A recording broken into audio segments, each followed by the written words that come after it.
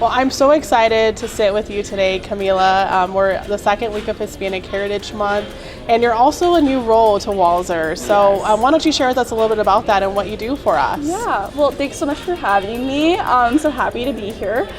So I work at Walser Toyota. Hi, guys. I am the new HR coordinator. So what I am in charge of recruitment, onboarding, offboarding, and team member engagement. I am one of the first 3 in this role. So we're constantly just evolutionizing this role, really navigating where we fit in the store.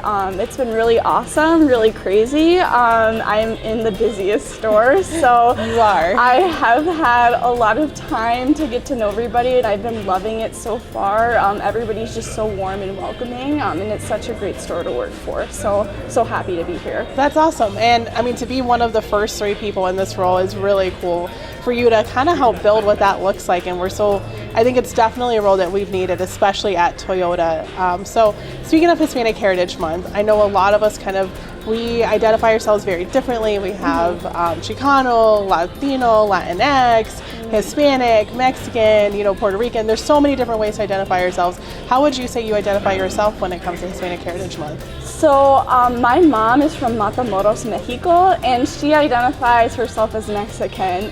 So with that, I identify myself as Mexican, but I'm also mixed.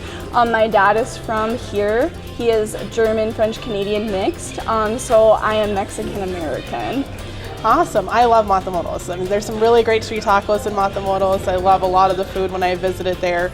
Growing up is kind of not a border town, but I was 2 hours from the border, so I'm super familiar with it. Yeah. But a small world that your mom is from there. Yeah. So with Hispanic Heritage Month, how do you celebrate? Is there anything different you do this type of month that you do any other months throughout the year?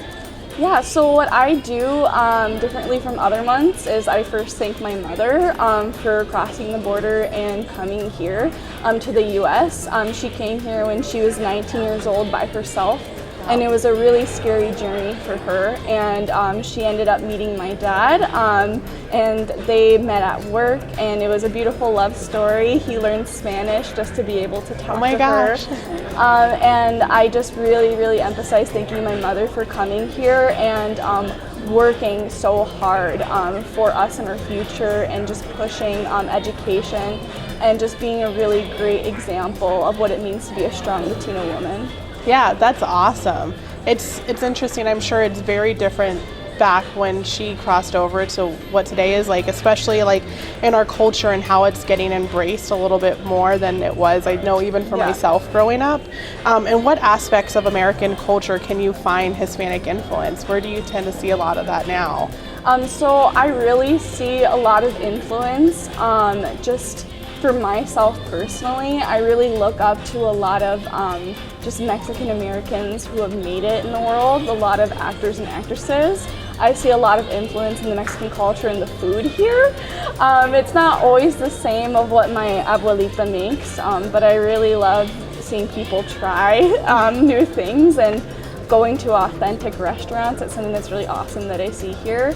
And I just really love my culture and meeting new people from my culture. So that's something that I really see here. That's awesome. Is there any particular Hispanic that you look up to? So I look up to my mom the most, like I mentioned before. But there's no really particular person, but I love seeing representation in movies, especially with the new movie Encanto that came out. Oh my gosh. I was like, oh my goodness, like this is my culture and it's not wrong. That's something that I really love seeing in today's society, just the welcoming of Latino heritage. That's something that's really beautiful. So. I get like chills thinking of Encanto because I'm pretty sure I cry every time I watch it. Yeah. And same with Coco. Like, it's just really, growing up, we didn't see that, and to be able to see that today is awesome. Yes, and it's just the diversity of beliefs. My family doesn't personally celebrate Cinco de Mayo, but I love seeing the representation of that because that is a big thing in the Mexican culture. But with Encanto, just seeing the little details of the food that they were making and just kind of the way that the family was structured and how they talk to each other. I'm like, this is me, I relate, and I cried too, so you gotta worry about that. So on to something fun as we kind of wrap up here. I'm really curious because we all have different backgrounds, and I think with that, food is a big piece of that. So what would you say is like your favorite family food or dish that you love? Like, what is your favorite food when you think of my culture? Like, this is what I want to eat today. Oh my goodness, there's so many. I mean, I can't even start. I guess really like tacos. I know that that's just really normal to say, but just like authentic Mexican tacos cooked out on the grill with my family. We also do elotes, that is a Mexican street style corn. So just having those big barbecues with my like whole family on my mom's side, that's what really makes me love the food even more. So yeah, tacos. Oh, my mouth is watering right now. It's just so much fun, like having food and conversation and just talking to them about where I'm at in life and just them being so proud. It makes the food experience even better. Just like, I'm like, oh, I'm so happy. Just crying, eating corn. Awesome. Yeah. Well, thank you so much for sitting with me today. I'm excited to bring you to everybody during Hispanic Heritage Month, and you know, I'm really excited to get to know you better, especially knowing Matamoros. It's really cool to see that connection with each other. Yeah, thank you so much for having me. I appreciate it.